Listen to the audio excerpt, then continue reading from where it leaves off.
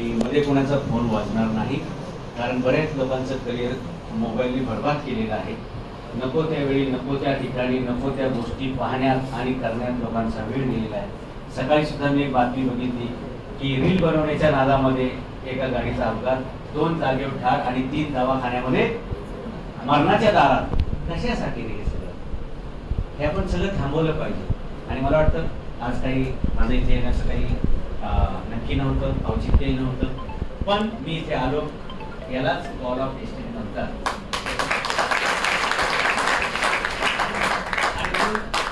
ज्यावेळी मी असा विचार केला की मी तर काही एखाद्या मठाचा अधिपती नाही, मी एखादा शंकराचार्य पण नाही, किंवा मी एखाद्या धार्मिक संस्थेचा अध्यक्ष पण नाही, तरी सुद्धा मला शिकागो धर्म परिषदेनं का भाषण करायला बोलवलं?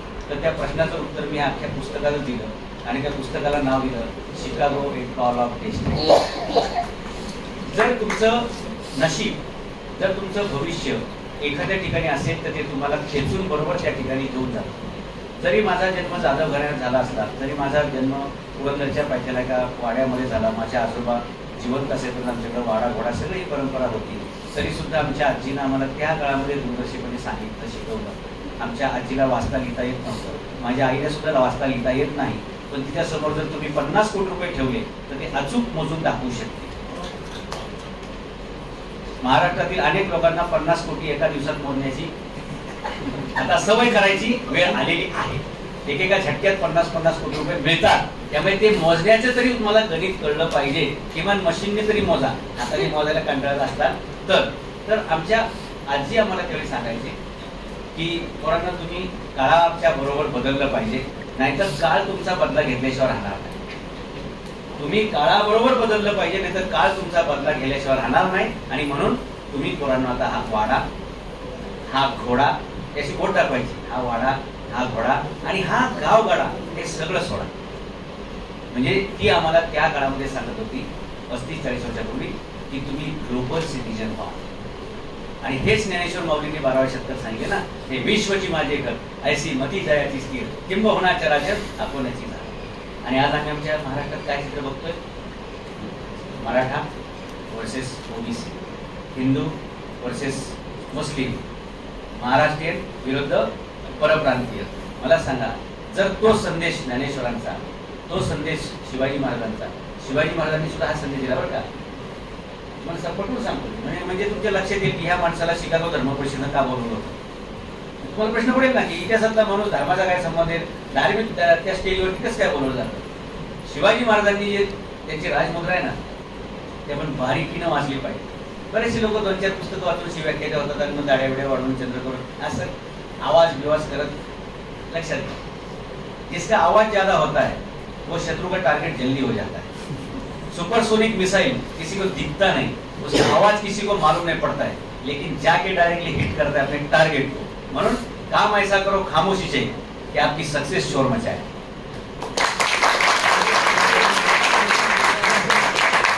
अभ्यास करताना शांततेत करा. तुम्ही पहिले आले विद्यापीठात जिल्ह्यामध्ये, तुमचा सत्कार होणारच आहे टाळ्या वाजून. अभ्यासाला बसतानाच 4-50 लोक घेऊन मी अभ्यासाला बसलेलो आहे आणि मध्ये रील्स काढायचे. वाचतो हो, पुढचं बघ काय ते. शिवाजी महाराजांची राजमुद्रा आपण बारकाईने अभ्यास केली, त्याच्यामध्ये काय लिहिले माहिती का? प्रतिपद चंद्रलेखे वर्धिष्णूर विश्ववंदिता. इथंच थांबतो, पुढचं तुम्हाला तोंडपाठ असते तर तुम्हाला जायचं नाही. त्या राजमुद्रेमध्ये हे दुसऱ्या वळीचा शब्द आहे विश्ववंदिता. बघा, एक आई वडील जर शहाणे असतील तर आपल्या मुलाला करिअरचा किती सरळ मार्ग देऊ शकतात. प्रतिपद चंद्रलेखे म्हणजे अमावस्येच्या नंतर 2 दिवसांनी जी चंद्राची कोर असते ती एवढीशी छोटीशी असते, एकदम बारीक असते. तेवढंच तुझ्याकडे भांडवल असेल. मग तुम्ही झाले ना बिन भांडवली तुम्ही धंदे शिकवता. महाराष्ट्रामध्ये बिन मुद्द्याची भांडणं लावायची कशी हे लोक शिकवले जातात राजकारणामध्ये. तुम्ही लोकांना शिकवता बिन भांडवली उद्योग कसे करायचे. आमच्या लोकांना उद्योग नको आहेत, आमच्या लोकांना उचापती पाहिजे. जिंदाबाद मुर्दाबाद. कोणाच्या पाठी कुणी जाऊ शकतो साहेब. मेंढरांचे कळप कळप झाले. या महाराष्ट्रामध्ये छत्रपती शिवाजी महाराजांनी सिंहांचे कळप तयार केले, इथं बकऱ्यांचे कळप झालेले, इथं कावळ्यांचे कळप झालेले, इथं कबुतरांचे कळप झालेले. आणि कुठली क्रांती करू शकणार नाही लक्षात घ्या. फक्त हे संख्येने जास्त टोळकं, आपण त्याला टोळकं बोलू शकतो बरोबर. त्या राजमुद्रेमध्ये काय लिहिले प्रतिपद चंद्रलेखे म्हणजे चंद्राची दुसरी म्हणजे अमावस्येनंतर 2 दिवसानंतर चंद्र असतो, तेवढीच तुझ्याकडे भांडवल असेल प्रतिपद चंद्रलेखे. पण ते तुला किती वर्धिष्णू करायचंय ते वर्धिष्णू म्हणजे तुला एक्सपांड करायचंय, तुला ते वाढवायचंय, तुला ते विस्तार करायचे. किती करायचे? वर्धिष्णू विश्ववंदिता, संपूर्ण विश्वामध्ये ते पसरलं पाहिजे. आता तुम्ही तर विश्व म्हणजे छोटा असते नाही, पृथ्वीसारखे अनेक ग्रह जिथं आहेत, बरोबर, त्याला काय म्हणतात? गॅलेक्सी, आकाशगंगा. अशा अनेक आकाशगंगा मिळाल्यावर काय होतं? एक विश्व तयार होतं. म्हणजे असे अनेक पृथ्वी, अनेक चंद्र, अनेक सूर्य, हे सगळे एकत्र येतील. एवढं मोठं म्हणजे चंद्रावरचं काय माणसं राहायला गेली तर तिथं पण लोकांनी म्हणलं पाहिजे की शिवाजी महाराज नाव मी ऐकलेलं आहे, वाचलेलं आहे. आणि भविष्यात आपल्या वसाहती होणार आहे, चंद्रावर होणार आहेत, मंगळावर होणार आहेत.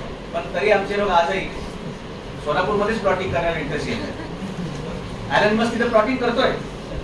हॅलो ॲलन मस्क, तुम्ही म्हणता हा कोण प्राणी आहे, हा काय करतो?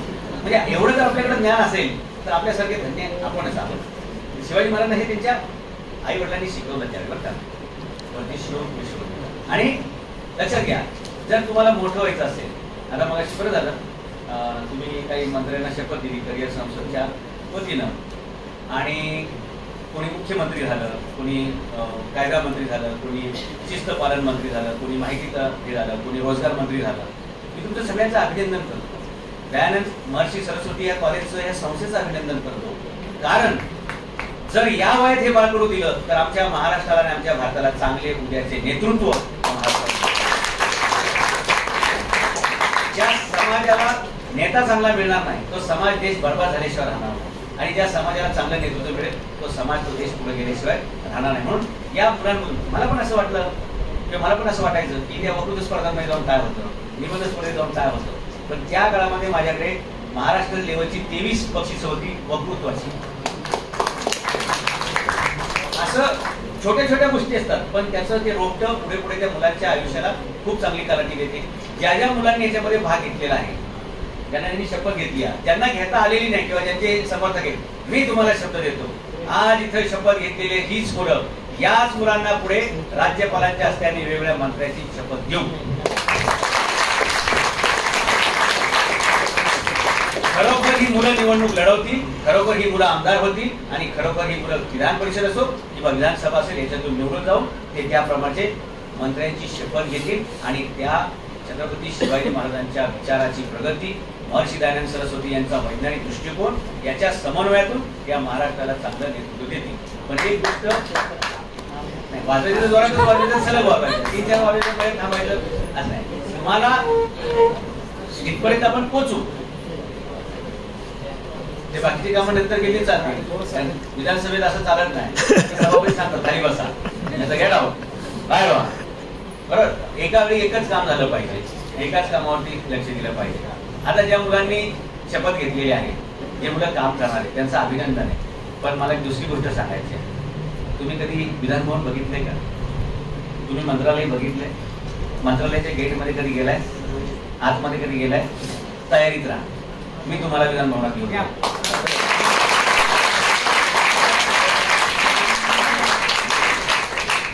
एकदा असं झालं 4-5 वर्षापूर्वी, मी मंत्रालयात काही आमच्या मित्रांना भेटायला गेलो. मी मंत्रालयात कधी कोणत्या मंत्र्याला भेटायला जात नाही, मी मंत्रालयात कधीच कोणत्या मंत्र्याला काय काम घेऊन जात नाही. मी मंत्रालयात जातो ते आमच्या अधिकारी मित्रांना भेटायला जातो, कारण मला हे माहिती आहे की मंत्री हे टेम्पररी आहेत आणि अधिकारी हे परमनंट आहेत. माझे संबंध परमनंट माणसांवर असतात. हा राजकारणाचा पहिला तुम्हाला धडा की परमनंट माणसांबरोबर परमनंट रिलेशन ठेवा. मला एखाद्या मंत्र्याचं पत्र लागलं तर मला त्या मंत्र्याला बघावं लागत नाही, बोलावं लागत नाही.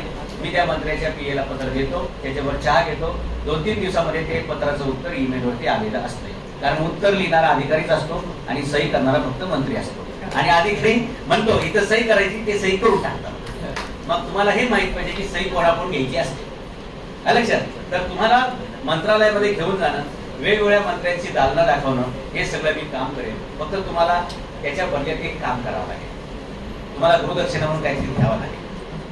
बरं का? नक्कीच सर, तयार आहोत. हा, किती लोक तयार आहेत गृहदक्षिणा द्यायला? मी तुम्हाला मंत्रालयात घेऊन जाणार, विधान भवनामध्ये घेऊन जाणार, सगळं करणार. मला त्या गृहदक्षिणेच्या बदल्यात हे द्यायचंय तुम्ही की जे तुम्हाला मंत्रालय तिथलं आवडेल, मग ते शिक्षण असो, कायदा असो, कुठलं जे मंत्रालय आवडेल त्याच खात्याचं भविष्यात तुम्ही मंत्री बनायचे. एखाद्याला एखाद्याला वाटतं की मला मुख्यमंत्र्याचीच केबिन आवडली तर त्यांनी टार्गेट मुख्यमंत्री पदच लावायचं. एखाद्याला वाटतं मला पोलीस प्रशासन सरळ करायचे त्यांनी पोलिसांचं गृहमंत्रीच व्हायचं. एवढीच तुम्ही गुरुदक्षिणा माझ्या माध्यमातून स्वतःला द्यायची. बरोबर. मी हे तुम्हाला काय सांगितलं, एकदा काय झालं, असं झालं ते काही कामानिमित्त मी मंत्रालय परिसरात गेलो. एका अधिकाऱ्याकडे आमचे एक मित्र भेटले बाबासाहेब म्हणून, आणि ते मंत्रालयातील विधान भवनाचं जे ग्रंथालय ना त्याचे इन्चार्ज आहे. आणि ते म्हणले सर चला माझ्यावर जेवायला आपण जाणार आहे. मग त्यांनी घरून डबा आणला होता तो आम्ही खाल्ला वगैरे. आणि म्हणले सर एक कार्यक्रम आहे त्याला तुम्ही चला. तर विधान भवनामध्ये जिथं सगळे मुख्यमंत्री वगैरे सगळे बसतात ना, सत्ता तुम्ही जे कॅमेऱ्यात बघता ना, तिथं तो कार्यक्रम होता की राज्यशास्त्राचे जे विद्यार्थी आले त्यांचा पारितोषिक वितरण समारंभ तिथं होता. राज्यशास्त्राचे डिग्री होल्डरचे पोर झालेत त्यांचा होता. आणि मला माहिती नव्हतं काय कसं सहज भेटलो. अर्ध्या तासात तर मी पाहुणा ठरलो, त्या कार्यक्रमाला गेलो. जिथून राज्यपाल भाषण करतात त्या डायसवरनं माझं भाषण झालं. दुसरी गोष्ट, ते भाषण करण्याच्या अगोदर मी पहिल्या रांगेत तिथं बसलो होतो. मी स्टेजवरती गेल्या सूत्रसंचालकांनी जो परिचय करून दिला त्या परिचयात असं होतं की सर तुम्ही चुकून का होईना, योगावानी का होईना किंवा कॉल ऑफ डेस्टिनी म्हणून का होईना ज्या खुर्चीत बसला त्या खुर्चीत विधिमंडळाचं अधिवेशन चालू असतं त्यावेळी मुख्यमंत्री बसतात.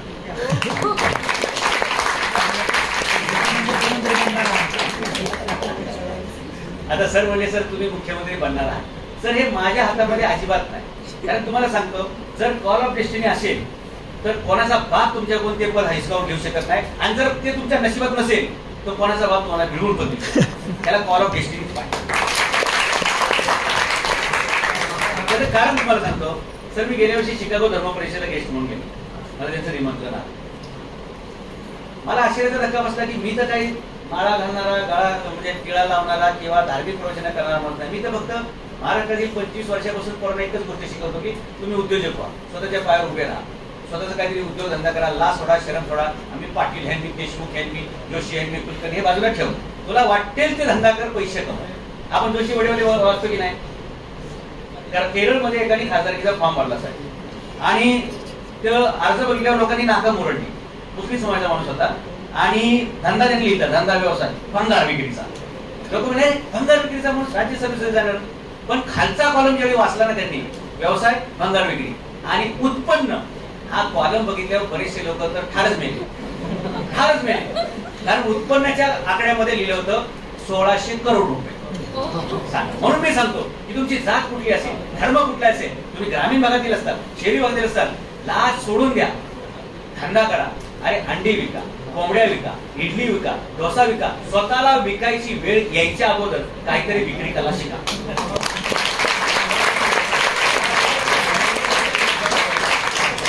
दुर्दैवाने मराठी पोरं फक्त एकच गोष्ट विकायला शिकल्यात, आजोबांचे राहिलेले 7 बारे, बापाच्या राहिलेल्या जमिनी.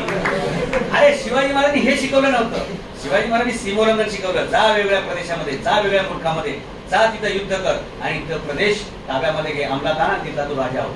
मल्हारराव होळकर झाले की नाही इंदोरचे राजा, म्हणजे मध्य प्रदेशचे राजे झाले की नाही, शिंदे ग्वालेरचे राजे झाले की नाही, गायकवाड गुजरातचे राजे झाले की नाही, रघोजी भोसले नागपूरचे राजे झाले की नाही. अरे ओरिसा कटक पर्यंत मराठ्यांचं राज्य पसरलं. कशामुळे? शिवाजी महाराजांनी त्यांचं राज्य उभं करताना कोणत्याच माणसाला जात आणि धर्माची बॅरिकेड लावलेली नाही. ज्यावेळी त्यांना विचारलं की तुम्हाला स्वराज्य कशासाठी निर्माण करायचंय तर त्यांनी असं म्हटलं नाही हिंदू पदपातशाही निर्माण करायची आहे, मराठा साम्राज्य निर्माण करायचंय. असं काही शब्द शिवाजी महाराजांचे नाही. शब्द काय शिवाजी महाराजांचे? रयतेस पोटास लावणे आहे. मला माझ्या तरुणांना रोजगार द्यायचा आहे, मला माझ्या नागरिकांना हाताला काम द्यायचंय. आणि हेच शिवाजी महाराजांचा आदेश. मी जेव्हापासून मला इतिहास कळतोय मी शिवाजी महाराजांचा हा आदेश संदेश लोकांपर्यंत पोहोचवतोय. आणि ज्या दिवशी या महाराष्ट्रातील प्रत्येक जातीच्या धर्माच्या तरुणाच्या हाताला काम असेल ना, या महाराष्ट्रात साहेब दंगली पण होणार नाही, अशांतता पण निर्माण होणार नाही आणि राजकारण जे घडवले ना ते सुद्धा दुरुस्त होत जाईल. कारण आज लोक जातीच्या आधारावर मतं मागतात, धर्माच्या आधारावर मतं मागतात. हे चुकीचं आहे. तुम्ही फक्त आणि फक्त गुणवत्तेच्या आधारावर मतं मागितली पाहिजे. तुमची पात्रता तशी पाहिजे. आणि मला वाटतं ह्या मुलांमधून असे पात्र नागरिक घडवणं, सुजाण नागरिक घडवणं आणि त्यांच्यातून चांगलं नेतृत्व घडवणं हे सुद्धा आपल्याला शक्य आहे. आणि सरस्वती दयानंद यांच्या नावाने असणाऱ्या संस्थेमध्ये आपण हा महाराष्ट्रातील पहिला अभिनव उपक्रम सुरू केला. त्यामुळे मी या म्हणजे वारी करिअरची आणि करिअर कट्टा आणि ही संस्था, कारण विज्ञानवादी दृष्टिकोन मानणारे महर्षी दयानंद सरस्वती यांचा खरोखर तुम्ही वारसा चालवताय की महाराष्ट्रातला पहिला असा करिअर कट्ट्याचा उपक्रम चालू केला, त्याच्यामध्ये मुलांना तसं राजकारण वाईट नाही मित्रांनो, ते राजकारण तुम्ही आम्ही वाईट केलेलं आहे ते तुम्हाला सांगतो आणि थांबतो, कारण मला 11 वाजता प्रेस आहे परत, आणि मी एकदा उभा राहिलो की मग ते समोरच्यांना उठूशी वाटत नाही, मलाही बसली वाटत नाही, मग ते गडबड होऊन जाते. बऱ्याचशा काय होतं, वक्ता बोलायला की लोक निघून जातात. मग त्या वक्त्याने आत्मपरीक्षण करायला पाहिजे की आपण 5-10 वर्ष अगोदर ट्रेनिंग घेतलं पाहिजे की लोकांना काय आवडतं, किती बोलावं. हे बघा, जास्त बोलणाऱ्याला वक्ता म्हणता येत नाही, कधी थांबायचं हे ज्याला कळतं तो वक्ता असतो. म्हणून शाण्या माणसाने राजकारणात एकदा पिकअप घेतला, एकदा टॉपला गेला ना की तिथेच त्यांनी राजीनामा देऊन सन्मानाने निवृत्त व्हायचं असतं. पण आता काही लोक असे आहेत ना की परत लाकडावर निवडायला गेले, चालता येत नाही, उठता येत नाही, तरी राजकारण काय सोडत नाही, मग आबरूचं खोबरं होतं. मग शेवटी जनता काय, कार्यकर्ते विरोधात काय, पुतणे सुद्धा विरोधात जाऊ शकतात. ही परिस्थिती भयानक होती. म्हणून माणसांनी सन्मानपूर्वक योग्य ठिकाणी पदार्थून निवृत्त व्हायला पाहिजे. पुढच्या पिढीला पण संधी दिली पाहिजे ना. तुम्हीच मरेपर्यंत मला सांगा ना, ऊस एकदा मशीन मध्ये घातला, त्यातला रस काढला, परत तो ऊस मशीन मध्ये टाकला, किती रस निघेल? काहीच नाही ना, स्वतःच निघेल ना फक्त. मग म्हणून अमेरिकेसारख्या प्रगत देशांमध्ये एखादी व्यक्ती 2दाच मुख्यमंत्री होऊ शकते, एखादी व्यक्ती 2दाच निवडून जाऊ शकते, तिसऱ्यांदा अलाउड नाहीये. आपल्याकडे मात्र परंपरेनं नातू, मग मुलगा, मग पंतू, मग बाकीच्यांनी काय करायचं? सतरंज्या उचलायच्या, झेंडे लावायचे का बांबू पेरायचे? माझ्या मते त्या सतरंज्या खेचून घेतल्या पाहिजे, ह्यांचे झेंडे मातीत काढले पाहिजे आणि ह्यांच्या खंड्याचे बांबू काढून बदलले.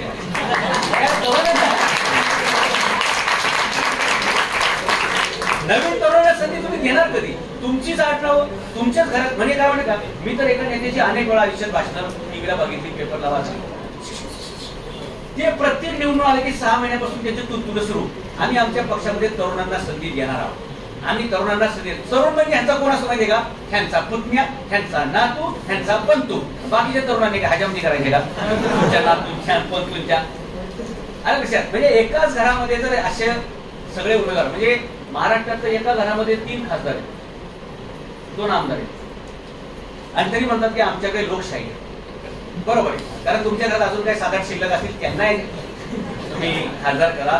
तुमच्याकडे पाळण्यात कुणी असतील त्यांना नगरसेवक करा, कोणी बालवाडीत जात असतील त्यांना आमदार करा, आणि जे कोणी शाळा कॉलेज असतील त्यांना डायरेक्ट राष्ट्रपती नियुक्तच राज्यसभेवर घालून टाका, कारण 25 वर्षे लिमिट आहे. ही काही लोकशाहीची व्याख्या असते का? हे चित्र बदललं पाहिजे. आणि म्हणून शिवचरित्रातून हे आपण शिकलं पाहिजे की प्रत्येक राज्यकर्त्याचं धोरण एकच असलं पाहिजे, ते म्हणजे आपल्या जनतेला जीवन देणं, त्यांच्या वाट्याला चांगले दिवस येणे. हे हिंदीत मी ट्रान्सलेट करून सांगणार नाही, चांगले दिवस येणे याला हिंदीत काय म्हणतात. आणि ट्रान्सलेट केलं तर परत तुम्ही माझ्या आरोप करता की सर तुम्ही डायरेक्शन बदलताय. कारण चांगले दिवस म्हणता म्हणता आमच्या वाईट दिवस व्हायची वेळ आहे. आता त्या वाईट दिवसाची सुरुवात करून लाडकी बहीण योजना. आता मला सांगा, मग ज्या काम करतायत त्या आशा सेविका, अंगणवाडी सेविका, या कष्टकरी महिलांचे पगार बाकी आहेत 6 महिन्याचे, त्यांना तुम्ही कष्टाचा मोबदला देत नाहीये, आणि ज्या काहीच कामाच्या नाही, कुठल्याच कामाला जात नाही, त्यांना तुम्ही लाडकी बहीण म्हणता. बाकीच्या सावत्र बहिणी आहेत का? म्हणजे जो कष्ट करतोय त्याच्या हक्काचं त्याला लाडकी बहीण आपण म्हणू शकतो, पण जी कामाला जात नाहीये किंवा जिला गरज नाहीये, म्हणजे जिच्या घरामध्ये सगळं खाते पिता, जिच्याकडे कर्मचारी नोकर चाकर आहे, तिला सुद्धा तुम्ही 1,500 रुपये देणार का? बरं कशातून देणार मला सांगा बरं. आता मग एकाने अर्थमंत्र्यांची शपथ घेतली. मला सांगा तुमच्याकडे उत्पन्न किती आहे त्याच्या आधारावर तुम्ही खर्चाची तरतूद करायला पाहिजे ना. म्हणजे मी कॉलेजला शिकत असताना अर्थशास्त्रात शिकवताना आम्हाला आमच्या बाईंनी सांगितलं की there is a difference between the practical economics and political economics. काय म्हणतात की there is a difference between the practical economics and political economics. तर मी म्हटलं कसं काय मॅडम? इकॉनॉमिक्स इज इकॉनॉमिक्स, फक्त त्याचे 2 प्रकार असू शकतात, मायक्रो आणि मॅक्रो. तुम्ही वेगळं काय सांगताय त्यामध्ये तू अजून लहान आहेस, तू समजून घे, मी तुला सांगते. बाकीच्या ठिकाणी आपण काय करतो, पहिले उत्पन्नाचे सोर्सेस बघतो आणि मग खर्चाच्या वाटा दाखवतो. इकडे तसं नसतंय, पहिले खर्चाच्या रस्ते तयार करायचे आणि मग उत्पन्नाची बिळं काढायची. बिळं म्हणजे कळलं तुम्हाला? बिल छोटं असतंय, रस्ता मोठा असतोय, आणि यांचं बिल म्हणजे बिल असते. योजना छोटी, बिलं मोठी. आपण योजना आणूया लाडके नागरिक. आवाज येतोय? आपण योजना आणू लाडके नागरिक. प्रत्येकाच्या पोकांनी 2-4 लाख रुपये कर्ज काढून टाकू. तुम्हाला लक्षात येईल लाडके नागरिक काय. अरे आज सुद्धा महाराष्ट्रातल्या प्रत्येक नागरिकावर 58,000 रुपयाचं कर्ज आहे, माहितीये तुम्हाला? राज्य सरकारचं 7.25 लाख कोटी कर्ज म्हणजे काय ह्यांच्या लोकांनी नाहीये पुढाऱ्यांच्या निर्णय घेणाऱ्या, हे तुमच्या आमच्या नागरिकांच्या माथी जन्माला आलेल्या पोराच्या, म्हणजे काल पोरग जन्माला आले असेल ना आज येणार आहे त्याच्या लोकांनी 58,000 रुपयाचं कर्ज आहे. आणि केंद्र सरकारचे कर्ज आहे ना 15 लाख कोटी, ते परत डिवाइड करा 140 कोटी. 15 लाख करोड डिवायडेड बाय 140 कोटी जनता, म्हणजे तिकडचे पण लाख रुपये आपल्या पॉकेट आहेत. म्हणजे या महाराष्ट्रातला प्रत्येक माणूस 1.5 लाख रुपयाच्या कर्जाखाली आहे. मला तो डिफरन्स सांगायचा आहे कोणता, प्रॅक्टिकल इकॉनॉमिक्स आणि पॉलिटिकल इकॉनॉमिक्स. आता मी एवढे काही समजणार नव्हतो, मग मॅडमने आम्हाला समजून सांगितलं. म्हणजे बाकीच्या वेळी काय असतं की तुम्ही टेलरकडे गेले तर टेलर तुमचं माप घेतो. तुम्ही कपडे शिवायला टेलरकडे गेले तर टेलर तुमचं माप घेतो आणि त्या मापानुसार कपडे कापतो आणि मग ते तुम्हाला परफेक्ट बसतात. पॉलिटिकल इकॉनॉमिक्स मध्ये कसं असतं, पहिले कपडे कापून घ्यायचे आणि ते कपडे कापून झाल्यावर ते कपडे शिवून झाले की त्याच्यात बसणारा माणूस शोधायचा, हे कोणाला घालायचं, हे कोणाला घालायचं. हा असा प्रकार राजकारणाच्या इकॉनॉमिक्सचा चालतो. म्हणून प्रत्येक राज्य कर्जबाजारी, प्रत्येक नागरिकावर कर्ज, हे चित्र बदलायचं असेल तर असे विद्यार्थी तरुण वयात उभे राहिले पाहिजे, घडले पाहिजेत. त्यांना लोकांनी मार्गदर्शन केलं पाहिजे, मदत केलं पाहिजे. सर आता तुमच्याकडे थेरिटिकल अनुभव आहे, संस्थेकडे तुम्ही हा चांगला प्रयोग करताय, याला प्रॅक्टिकल अनुभवाची जोड दिली पाहिजे. आणि म्हणून मला असं वाटतं या महाराष्ट्रामध्ये एखादा नवीन पक्ष निर्माण झाला पाहिजे जो या तरुणांना खऱ्या अर्थानं इकॉनॉमिक्स म्हणजे काय, हिस्ट्री म्हणजे काय, एज्युकेशन म्हणजे काय, टेक्नॉलॉजी म्हणजे काय, परराष्ट्र व्यवहार म्हणजे काय हे योग्य रीतीने शिकवू शकते. आज आमचं दुर्दैव काय, चौथी माणूस शिक्षण मंत्री असतोय, ज्याला विज्ञान शब्द कसा लिहायचा हे कळत नाही तो टेक्नॉलॉजी मंत्री असतोय, ज्याला कायदा कशाशी खातात हे माहित नाही, जो फक्त एवढंच बोलतो काय द्या आणि मग बोला, कायद्यानं बोला याच्याऐवजी काय द्या आणि मग बोला, हे असं ज्या ठिकाणी चालेल तिथं परिस्थिती सुधरेल का. ज्याला गाडी चालवता येत नाही त्याच्या हातात जर स्टेरिंग दिलं तर गाडी धडकल्याशिवाय राहणार नाही. ज्याला विमान उड्डाण करता येत नाही त्याच्या हातात जर तुम्ही स्टेरिंग दिलं ते विमान पडल्याशिवाय राहणार नाही. ज्यांना कळत नाही त्यांच्या हातात जर देश दिला, ज्यांना कळत नाही त्यांच्या हातात जर राज्य दिलं, ज्यांना कळत नाही त्यांच्या हातात जर जिल्हा दिला, ज्यांना कळत नाही त्यांच्या हातात जर गाव दिलं तर ते गाव, तो देश, तो समाज बर्बाद झाल्याशिवाय राहणार नाही. आणि म्हणून शिवचरित्रातून आपण ही गोष्ट शिकली पाहिजे. एक चांगला राजा घडवण्यासाठी आई वडिलांनी आपल्या मुलांना खूप चांगलं ध्येय द्यायचं असतं, गुरुजनांनी खूप चांगला मार्ग दाखवायचा असतो. आणि म्हणून शिवाजी महाराजांचं नाव शहाजीराजांनी जिजाऊंनी शिवाजी ठेवलं, त्याला कारण एवढंच आहे की शी म्हणजे शिका, वा म्हणजे शिकल्याप्रमाणे वागा. आणि वाघांनो तुम्ही शिकल्याप्रमाणे वागलात तर जग जिंकल्याशिवाय राहत नाही. म्हणून शिवाजी.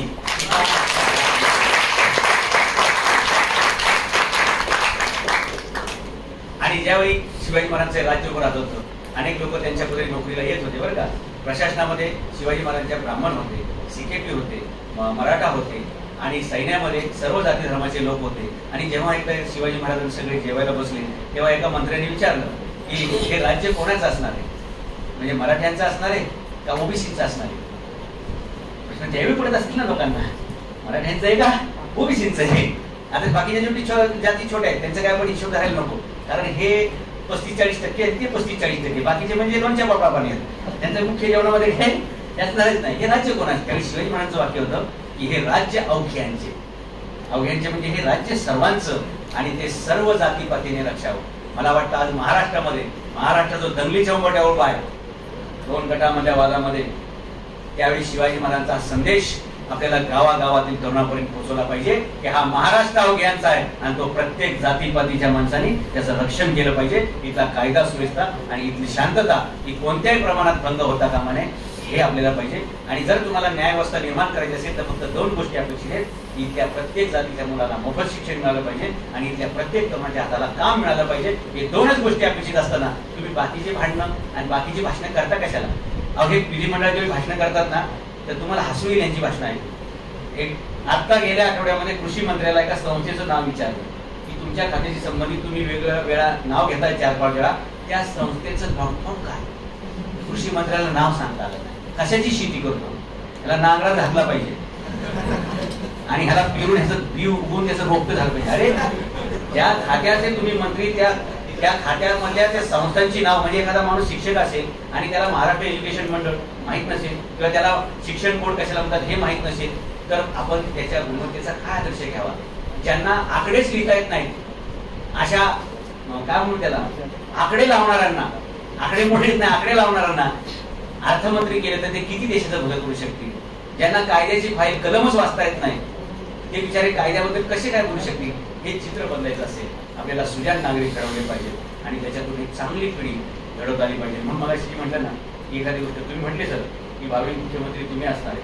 सर ते माझ्या हातात नाही, ते तुमच्या हातात आहे. ज्या दिवशी या महाराष्ट्राची जनता ठरवेल त्या दिवशी नक्कीच महाराष्ट्रामध्ये एक क्रांती होईल. सुशिक्षित लोकांच्या हातामध्ये हा देश आला पाहिजे याच्यासाठी आमचे प्रयत्न असणार आहेत. सर किती वाजे? 5 कमी. मला एकच गोष्ट तुम्हाला विनंती करायची सर, तुम्ही सगळ्यांनी ती मान्य करा आणि मग मी पुढे जातो. मी मुख्यमंत्री होईल, कधी होईल का नाही होईल ते नंतर बघू. पण मला तुम्हाला एक शपथ द्यायची आहे, जशी मगाशी मी शपथ घेतली. या महाराष्ट्रातील या देशातील प्रत्येक सुशिक्षित माणसांनी मतदानाच्या दिवशी मतदान केलंच पाहिजे. कारण तुमच्या लोकांनी अशिक्षित माणसं दाखली जात आहेत कारण तुम्ही सुशिक्षित लोक मतदानाच्या दिवशी फिरायला बाहेर पडतात. मतदानाचा हक्क बजावा मग फिरायला बाहेर जा. तुम्हाला कोणाला मत द्यायचे स्वातंत्र्य तुमचं आहेच आहे. मी म्हणणार नाही याला द्या त्याला द्या. तुम्हाला जो उमेदवार आवडेल त्याला मत द्या. पक्षाला मत देणं बंद करा. पक्षाला मत देणं ही घटनेत तरतूद नाही, लक्षात घ्या. पण या सगळ्या पक्षांनी सगळं अवलंबन माजवलंय. व्यक्तीला मतदान, गुणवत्तेला मतदान हे घटनेचं तरतूद असताना सुद्धा किंवा घटनेची प्रयोजन असताना लोकांनी पक्ष काढले, ते रजिस्टर केले, चिन्ह घेतली, पैसे गोळा केले आणि गुंडांच्या टोळ्या उभ्या राहिल्या. आज पक्षामध्ये घुसण्यासाठी का मारामाऱ्या लोक करतात? कारण पक्षाचं तिकीट घेतल्यावर निवडून जाणं सोपं जात आहे. खरं तर निवडणुका या व्यक्तीच्या चारित्र्यावर, व्यक्तीच्या कॅलिबरवरती निवडून जात असतात. एक उदाहरण सांगतो मग पुढे जावं बरं का. भारताच्या पहिले नियोजन मंत्री, प्लॅनिंग कमिशनचे अध्यक्ष हे सी.डी. देशमुख झाले, चिंतामणराव देशमुख झाले. ते केंद्रात नियोजन प्लॅनिंग कमिशनचे अध्यक्ष चेअरमन झाल्यानंतर हे हळूहळू पेपरला बातमी आली. एक आठवड्यानी त्यांचा एक नातेवाईक त्यांना भेटायला दिल्लीला आला. त्यांनी विचारलं देशमुख साहेबांनी की कसं येणं झालं काय वगैरे. आता त्यांच्या लक्षात यायला लागलं बरं का की आपण एवढ्या मोठ्या पदावाले म्हणजे आपल्याला अनेक नातेवाईक तयार होणार आहेत, अनेक मित्र तयार होणार आहेत, अनेक गाववाले तयार होणार आहेत मित्र. आणि आला म्हणले काय तुमचं काय काम होतं? ते म्हणले तुम्ही प्लॅनिंग कमिशनचे चेअरमन झालेले आहात, मला असं वाटतं तुमची माझी खूप वर्षापासूनची ओळख आहे, त्या प्लॅनिंग कमिशनचं सदस्य तुम्हाला करावं याच्यासाठी मी आलेले. फार तयारीच जातात त्यात मी घेऊन दिल्लीत राहायची वेळ आलीच तर 8-15 दिवसाचे कपडे, नंतर एकदा पद जॉईन केले की पुढचं सगळं होणारच आहे. तर देशमुख साहेब म्हणले दिल्ली खूप चांगलं शहर आहे, मी नवीनच जॉईन झालेलं आहे, माझं काम लोड थोडा जास्त आहे, तुम्ही 2-3 दिवस दिल्ली शहर बघून घ्या आणि 1-4-5 दिवसामध्ये आपण ह्या विषयावरती चर्चा करू. त्यांना पूर्ण स्वातंत्र्य दिलं, कधी जा कधी या, काय पाहिजे ते जेवा आणि सगळं झालं. आणि 3-4 दिवस झाल्यानंतर मात्र श्री देशमुख साहेब म्हणले आता 3-4 दिवस झाले आपण एकत्र जेवूया. एरवी काय व्हायचं, हे जेवणाला उठायचे तेवढे ते यायचे किंवा त्याचं जेवण व्हायचं मग हे यायचे, असं टायमिंग मॅच होत नव्हतं. आणि मग एक दिवस असा जुळला की दोघं एकत्र जेवायला बसू शकतात. ते जेवायला बसले आणि श्री देशमुखांनी त्यांचं जेवण झालं. तर श्री देशमुखांनी बघितलं की त्या ताटामध्ये 70% अन्न तसंच होतं. यांनी भरभरून घेतलं होतं, भाजी चपाती डाळ सगळं घेतलं होतं, त्यातलं 20-30% खाल्लं होतं. श्री देशमुखांनी मात्र त्यांचं ताट पूर्ण साफ केलं. लक्षात घ्या, जर आम्ही जेवत असताना आमच्या ताटामध्ये एक कण जरी शिल्लक ठेवत असेल तर आम्ही जन्मदात्या आई बापाचा आणि त्या अन्नदात्या शेतकऱ्याचा अपमान करतोय, ही भावना कायम लक्षात घ्या. हॉटेलमध्ये जेवताना सुद्धा जेवढं खायचं तेवढंच घ्या, जे ताटात येईल ते पूर्ण संपवा. अरे आपले आजी आजोबा सुशिक्षित नव्हते पण ते समजदार माणसं होती. आज लोक सुशिक्षित आहेत पण म्हणजे प्रतिष्ठा, खोटी बोगस प्रतिष्ठा म्हणून ताटामध्ये अर्ध शिल्लक ठेवणं प्रतिष्ठा समजतं की आज आम्ही खात नाही, पैसे पूर्ण देतात पण पूर्ण खात नाही. मग मला सांगा साक्षरपणाचा काय उपयोग झाला? त्यापेक्षा अशिक्षित लोक बरी होती ना, मग की ज्यांना रिसोर्स मॅनेजमेंट कळत होतं की वाया घालू नये, नासाडी करू नये. तर त्याच्या ताटामध्ये अर्ध जे होतं त्यांनी ते ताट पुढे सरकवलं. कर्मचारी आला, त्यांनी दोन्ही ताटं उचलून घेऊन गेली आणि देशमुख साहेब म्हणले हा आता बरं आज माझ्याकडे वेळ आहे, तुमचं काय काय म्हणणं आहे? तर म्हणजे मी पहिल्या दिवशी म्हणलो तेच माझं म्हणणं आहे काय की मला प्लॅनिंग कमिशनचं तुम्ही चेअरमन असल्यामुळे मला सदस्य करा. कारण चेअरमनला सदस्य निवडण्याचा अधिकार असतोय की कोणाला कुठे घ्यायचं वगैरे. तर श्री देशमुख साहेब म्हणले बडीशेप घेतली का? चहा पिणार का? चहा प्या. हे म्हणले साहेब मी बडीशेप खायला आणि चहा प्यायला आलोय का? 3 दिवस झाले मी जेवतोच नाही, तर माझ्या कामाचं काय? तर श्री देशमुख साहेब हात पुसताना म्हणले हा तर तुमच्या कामाचं उत्तर द्यायला मला पाहिजे. ज्या माणसाला आपल्या जेवणाच्या ताटातील अन्नाचं सुद्धा नियोजन करता येत नाही, तो माझ्या देशातील 30 कोटी जनतेच्या ताटाचं नियोजन कसं करू शकेल? You are not eligible. You are not eligible. तुझी पात्रता नाही, मराठीत सांगतो तुझी लायकी नाही. तुझ्या ताटामध्ये वाढलेलं अन्नाचं तुला मॅनेजमेंट करता येत नाही. जे रिसोर्स आहे त्याचा जर तुला नीट वापर करता येत नाही, तू वेस्टेज घालवतोयस. माझा देश आता स्वतंत्र झालाय, आमच्यासाठी रुपया आमच्यासाठी छोटा छोटा रिसोर्स सुद्धा खूप व्हॅल्युएबल आहे, हे वाया जाऊ नयेत म्हणून. आणि हो तुमचं उद्याचं तिकीट बुक केलेलं आहे. यू मे गो प्लीज नाव. रात्री झोपा, सकाळी घर गाठा. एवढं स्पष्टपणे आपल्या नातेवाईकाला सुद्धा सांगणारे, आपल्या मित्राला सुद्धा एवढ्या स्पष्टपणे सांगणारे, ज्या दिवशी आम्ही या ठिकाणी लोकप्रतिनिधी घडू त्याच दिवशी खऱ्या अर्थानं या महाराष्ट्रामध्ये क्रांतीला सुरुवात होईल. आणि तसे लोकप्रतिनिधी घडवण्याची सुरुवात महर्षी दयानंद सरस्वती ह्या विद्यापीठच म्हणे विसरायला पुढे भविष्यात डिमिनिश करा या विद्यापीठातून आपण केली. सर्व प्राचार्य, शिक्षक वृंद, संस्थाचे चालक आणि संस्थेचे सर्व पदाधिकारी, विद्यार्थी या सर्वांचं अभिनंदन करतो. मला पुढे कार्यक्रम असल्यामुळे बोलायची इच्छा आहे, तुमची ऐकायची. आणि तुम्ही सर बघितलं असेल की मी एकदा बोलायला आल्यानंतर माणसं कशाची स्तब्ध होऊन ऐकतात, कारण सगळं पाठ केलेलं नसते सर. जसं जसं समोर येईल तसं जसं आपण जसं हॉटेलमध्ये असतं की नाही, संपलं की वाढत चाला, संपलं की वाढत चाला, माणूस पोटभर जेवत असते. बरोबर. तुमच्या सगळ्यांचा आभार, अभिनंदन. आणि जेव्हा जेव्हा तुम्हाला राजकारणाची इच्छा होईल तेव्हा जर ट्रेनिंगची गरज पडली, प्रॅक्टिकल ट्रेनिंगची, तर जरूर तुम्ही माझ्यासोबत या. आणि तुम्हाला जर मी शब्द दिलाय, तुम्हाला मी मंत्रालय दाखवेल, विधिमंडळ दाखवेल आणि 5-25 मंत्र्यांपर्यंत फुकट फोटो काढून सहज देईल. पण माझ्या मते या पोरांचे त्या चोरांवर फोटो काढणं मलाच पसंत नाही.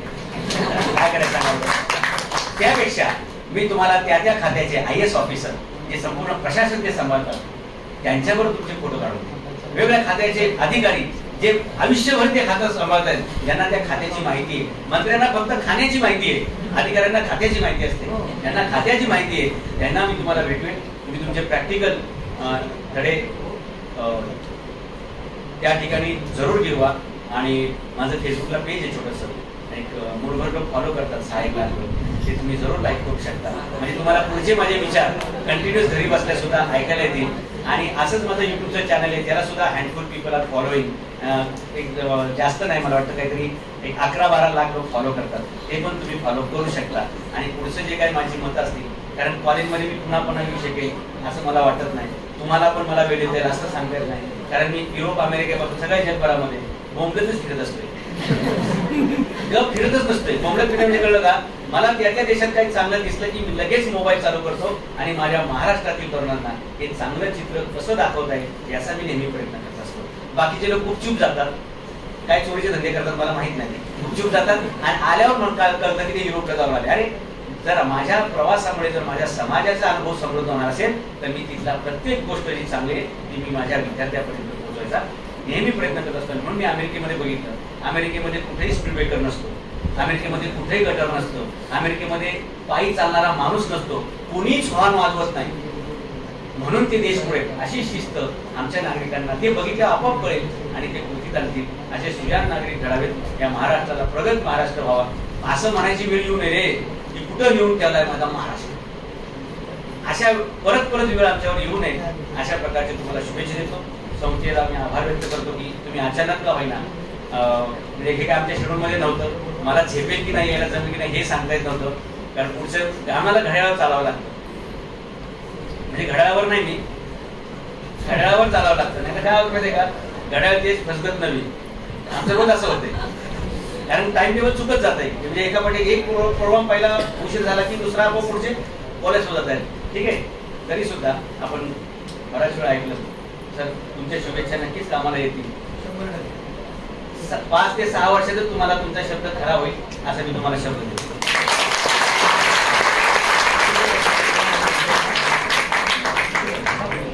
जोरदार